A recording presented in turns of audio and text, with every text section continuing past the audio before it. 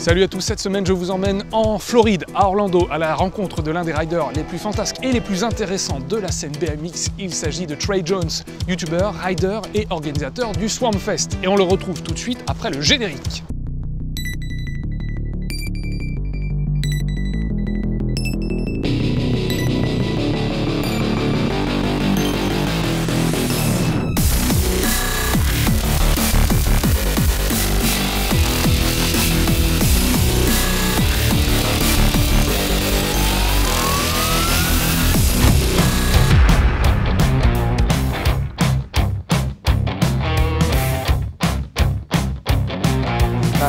C'est pas de la super qualité, mais ça fait tout à fait le boulot. Et puis malheureusement, je suis pas sponsorisé par une marque de boisson énergétique qui paierait tout à ma place. J'aime pas rider des trucs basiques. J'ai pas envie d'avoir un ledge et puis un rail, et c'est tout. Moi je veux rider des trucs difficiles, des trucs bizarres. Comme ça par exemple, ça rime à rien, mais si on trouve comment l'utiliser, c'est marrant. C'est ça le fun, c'est de trouver comment l'utiliser. Et si t'arrives à faire même un trick tout simple, c'est cool.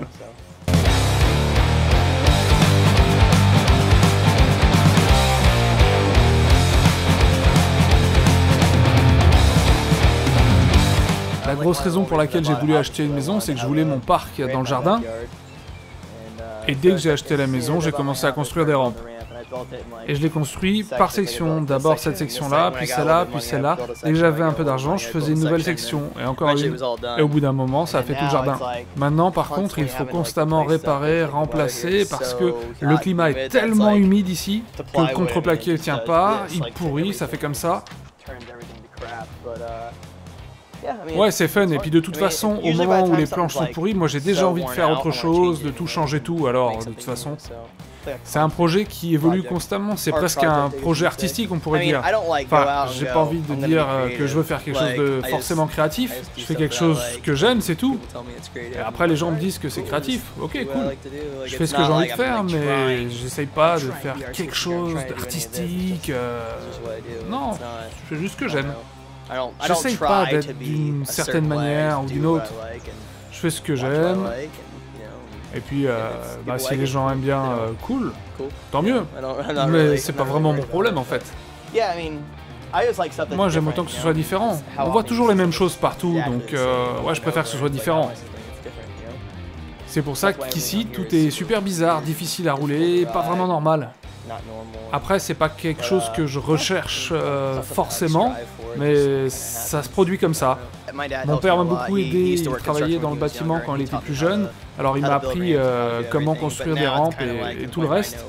Maintenant, j'en suis arrivé à un point où je suis capable de construire tout ce que j'ai envie de construire en fait. Si j'ai une idée, bah oui, je peux la construire. Alors, la plupart du temps, je construis tout seul, mais de temps en temps, mon père vient m'aider. Mais j'aime bien travailler tout seul en fait.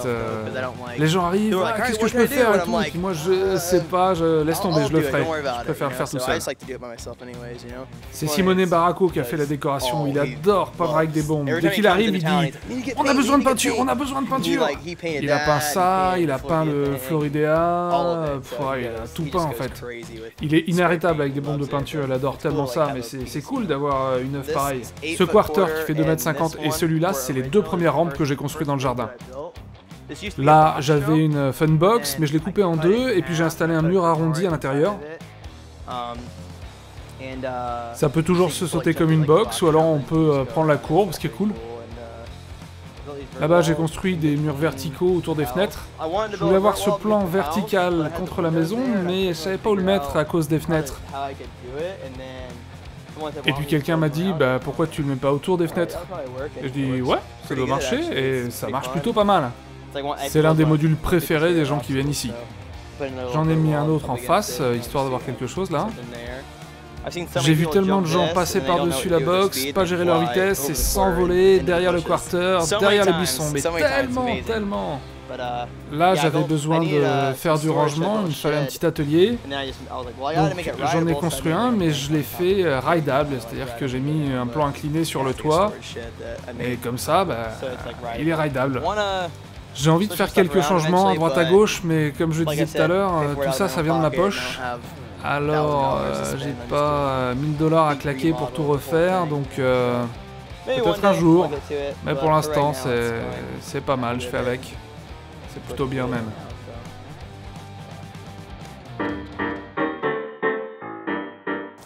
La première piste de BMX dans le centre de la Floride a été construite ici dans les années 80 à Longwood. Il y a eu aussi après un skatepark qui s'appelait Longwood Pipeline dans les années 70, donc c'était même avant. Donc un skatepark dans les années 70 qui s'appelle Pipeline, et puis il y a eu Mission Skatepark, c'est le premier skatepark où j'ai ridé. Et puis c'est Chad de Groot qui l'avait ouvert. Et puis Mesh Skatepark aussi à Longwood. Et maintenant je vis ici. Chad de Groot a un BMX shop qui s'appelle Mr. Bike and Boards. Sparky's qui distribue Subrosa et The Shadow Conspiracy est aussi à Longwood, là-bas au bout de la rue. Il y a Candyland Skatepark et il y a aussi Swampwood Skatepark qui est un skatepark indoor. Beaucoup de BMX ici, je sais pas pourquoi, aucune idée de pourquoi il y a autant de BMX, mais c'est peut-être juste que c'est une petite ville normale, de campagne, rien de fou, c'est juste un bled, pas de restaurant classe, pas de Starbucks, rien de ce genre, non, juste une banlieue tranquille avec beaucoup de BMX.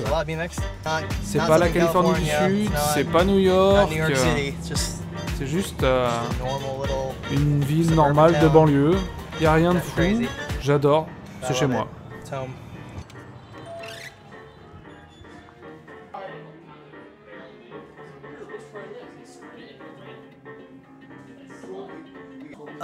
Donc là, on est chez Mr. Bikes and Boards. C'est un BMX shop. C'est le plus important ici. C'est Chad de Groot qui l'a ouvert. C'est lui qui avait ouvert le premier skatepark auquel je suis allé. Donc Chad est une des raisons qui font qu'aujourd'hui je fais du BMX freestyle. Donc ouais, c'est pas anodin.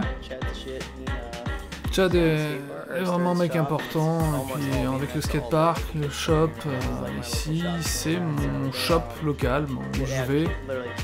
Et il y a littéralement des gamins tout le temps. Ils viennent réparer leur vélo, ils utilisent des outils, là il y a des rides, donc on peut les mettre sur le parking et puis ils peuvent aller les rider. Est-ce que Chad est là? Il nous piquait nos tours, il snackait tous les runs. J'ai le droit de le dire ça, hein? Ouais, j'ai le droit, hein. Je m'en souviens très bien. Ouais. On roulait sur la mini et Trey passait après chaque personne. Alors on a dû parler à son père pour lui dire que bon, il fallait qu'il attende son tour, qu'il passe après les autres, mais il l'a jamais fait. C'est probablement pour ça qu'il est devenu si bon, parce qu'il roulait beaucoup plus que n'importe qui d'autre. C'était en 2000-2001. Ah, quand même. Ah, maintenant t'es vieux, hein. Limite lessivé.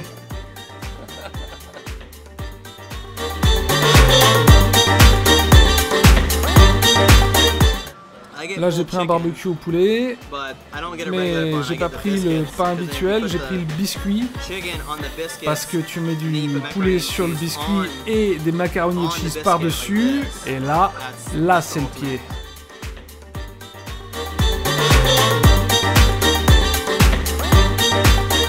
Voilà, après cette petite pause déjeuner, on va retourner chez Trey pour s'intéresser à son activité autre que le fait de rider, c'est le fait de faire des vidéos dans lesquelles il ride.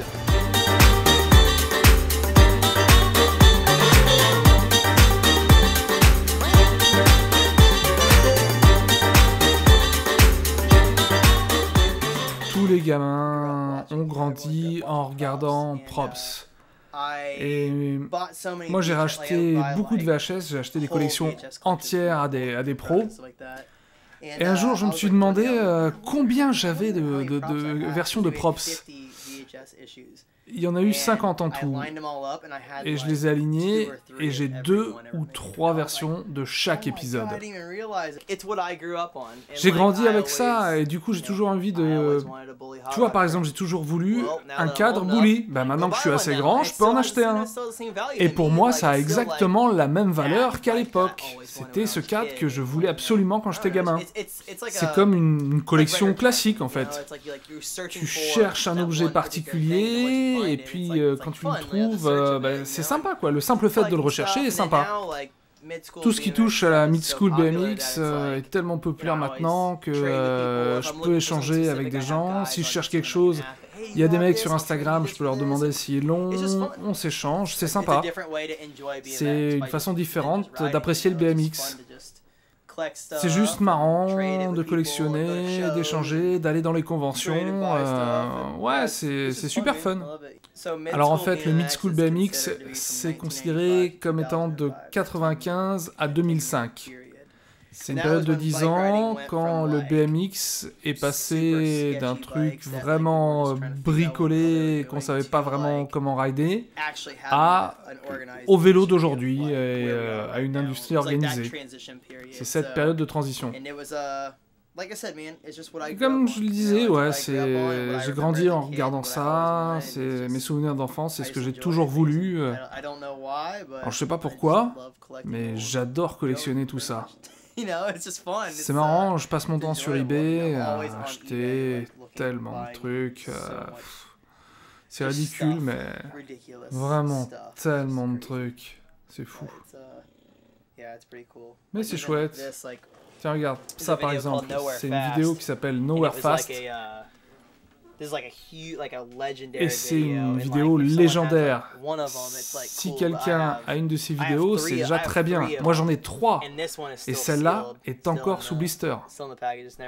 Je n'ai jamais vu une copie non ouverte de Nowhere Fast.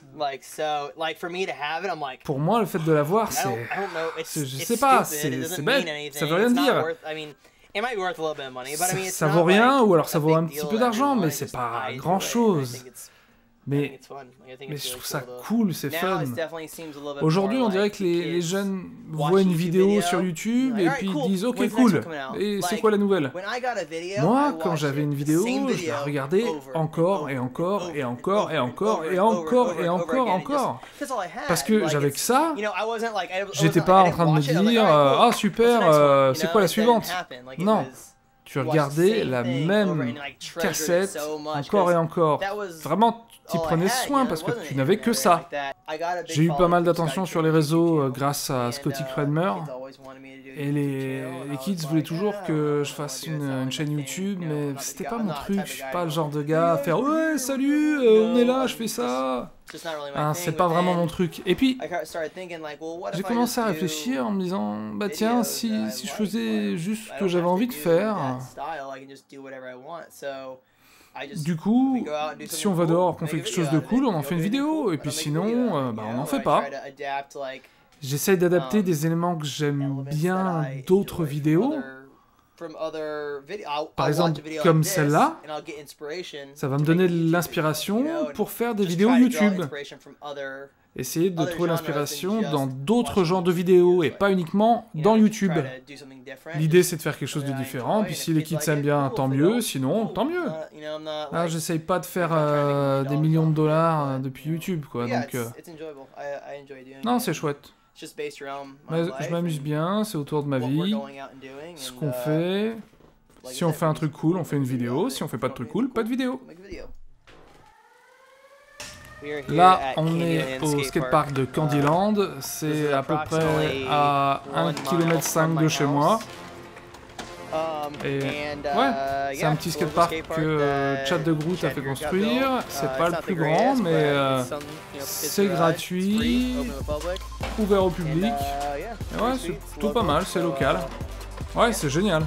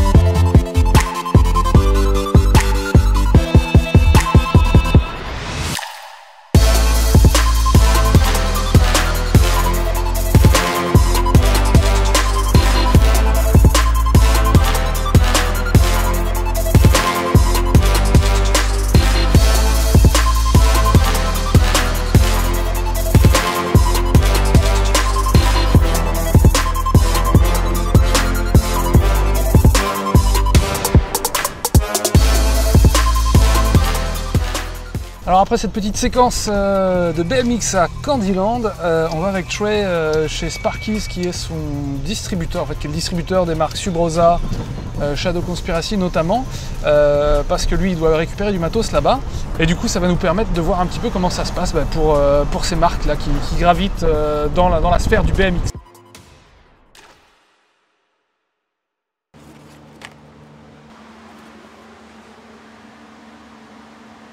Ça c'est ma potence signature avec Simone Baracco. C'est une potence classique et on l'appelle la potence Trey Monet. Pour les signatures, en fait, généralement le rider a déjà une potence qu'il aime bien et il demande les mêmes dimensions, le même genre de potence. Par contre, on ne peut pas vraiment choisir la couleur. Par exemple, je pourrais dire, ben voilà, j'aimerais que ce soit plus plat, etc., qu'on change 2-3 trucs ici et là. Il le ferait. Mais en fait, ce modèle vient d'un modèle déjà existant. Il voulait en faire une nouvelle version. Et il n'y avait que moi et Simone qui voulaient l'utiliser. Du coup, ils nous ont proposé d'en faire un modèle signature, Trey Monet. Voilà, en fait, c'est comme ça que ça marche. Travailler avec des riders comme Trey Jones, c'est exactement ce que notre marque recherche. On cherche à supporter des riders qui ont de la personnalité, parce que c'est à moitié du talent, à moitié de la personnalité. Si on n'a qu'un seul des deux, ça ne marche pas. Et quelqu'un comme Trey Jones, ou d'autres de nos riders, leurs personnalités sont si fortes qu'elles apportent du relief à nos marques. Et quelqu'un comme Trey Jones, c'est quelqu'un qui poste, il a YouTube, il écrit, il construit des rampes, il construit des parcs, il fait de l'art, il fait les choses à sa façon. Qu'on aime ou pas, c'est pas important. Ce qui compte, c'est qu'il les fasse à sa manière. Nous, dans notre team, on veut pas des gens qui n'aient pas leur propre personnalité. On ne cherche pas à créer une armée de clones. Non, il y en a suffisamment partout. Nous, on veut vraiment travailler avec des gens qui ont une vraie grosse personnalité. La bonne chose maintenant pour le BMX, c'est que peut-être le BMX c'est le dernier sport extrême vraiment pur. C'est un sport qui est à la mode, et vous allez voir le BMX grandir, mais sans être exploité en fait. Alors je pense que le BMX est vraiment un très très bel endroit maintenant, et notamment parce que toutes les marques sont contrôlées par des passionnés, des gens qui viennent du BMX. Maintenant que le contrôle, nous l'avons, nous les riders, parce que moi, quand j'ai démarré, les marques étaient contrôlées par des pères de famille qui faisaient ça parce que leurs fils faisaient du BMX, c'était des businessmen, mais quand le marché est tombé, ils ont tout abandonné. Et c'est là qu'on est arrivé. Et en une décennie ou deux, on a pris le contrôle, et c'est vraiment très intéressant pour le BMX. Là, on est au skatepark de Swampwood, à Longwood, en Floride, encore une fois, à peu près à 800 mètres de là où on était. J'ai été engagé pour designer et construire l'intégralité du skatepark. Steve Brown a donc ouvert le skatepark.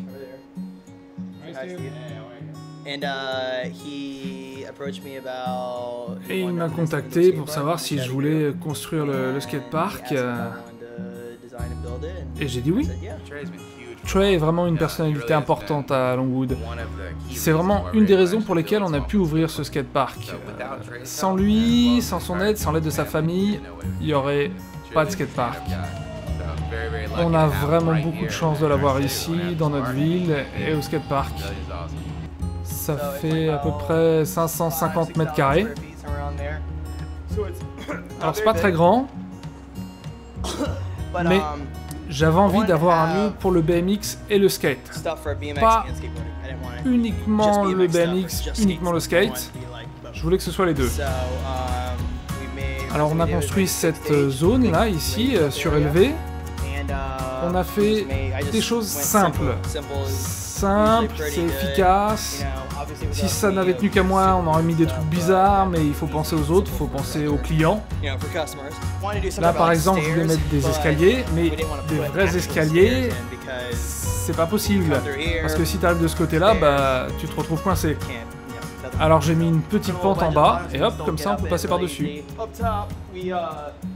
Tout là-haut, on a... Bon, manifestement, le plafond n'est pas très haut. Pour un skatepark, notamment. Alors, on a mis un petit quarter, un plan incliné. Et là, on voulait mettre une verte, mais on avait vraiment peur que les petits stoppent le plafond, donc on a fait une oververt. Donc Donc là, on est tranquille. Il y a quelques types qui ont essayé de faire des tricks en sortie et ils ont coincé leur roue dans le plafond. C'est plutôt marrant.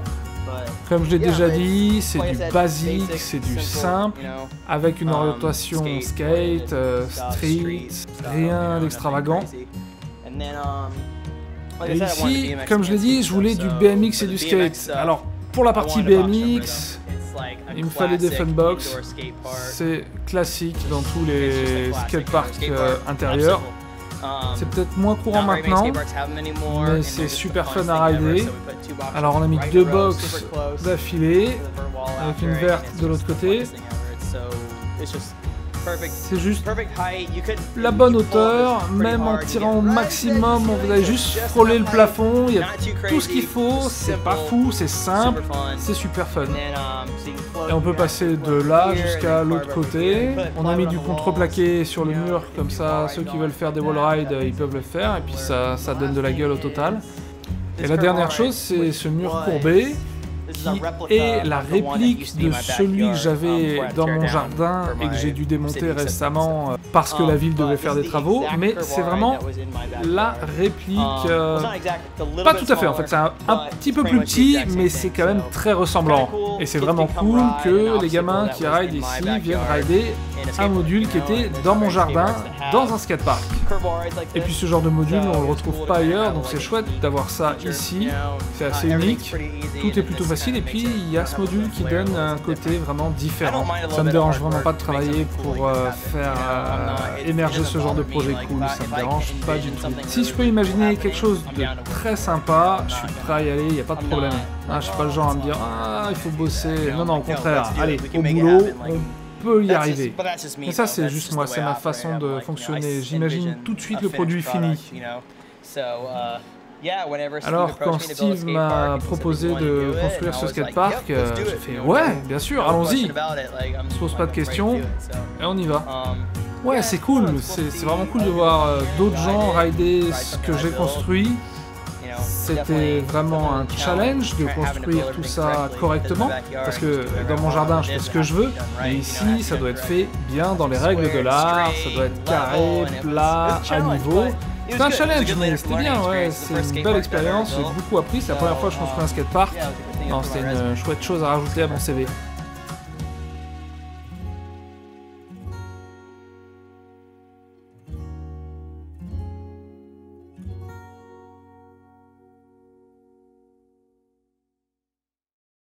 Et voilà, la journée ici à Longwood s'achève avec Trey et son magnifique chien qui nous a accompagnés toute la journée. Alors vous avez sans doute l'impression qu'on a fait énormément de kilomètres parce qu'on a fait beaucoup de voitures, mais finalement on est resté dans un tout petit périmètre. Trey, avant qu'on se quitte, qu'est-ce qu'on peut dire de ton futur là, tes prochaines échéances? Ça va être aussi d'organiser, j'imagine, la Swampfest de l'année prochaine, qui avait été la première édition, une grosse réussite et un gros succès dans la communauté BMX. Là, il va falloir mettre les bouchées doubles parce que il faut faire 2 fois plus gros, j'imagine. Ouais, on y travaille. On essaie de trouver le bon lieu. J'ai pas envie d'être surpris par 4000 personnes en étant préparé que pour 1000. Donc il faut trouver le bon lieu, il faut trouver l'argent. Mais ouais, j'y travaille. J'espère que ça va se passer en mars. Et puis là, j'essaye de gérer les sponsors et tout l'argent qui va avec. Mais oui, vraiment, je suis concentré sur le Swampfest et ça va se passer en mars. Et du coup, ça va être ton activité principale ou tu as le temps de faire autre chose? Ouais, de toute façon, je vais continuer à rouler tous les jours, faire des vidéos, faire tout ça.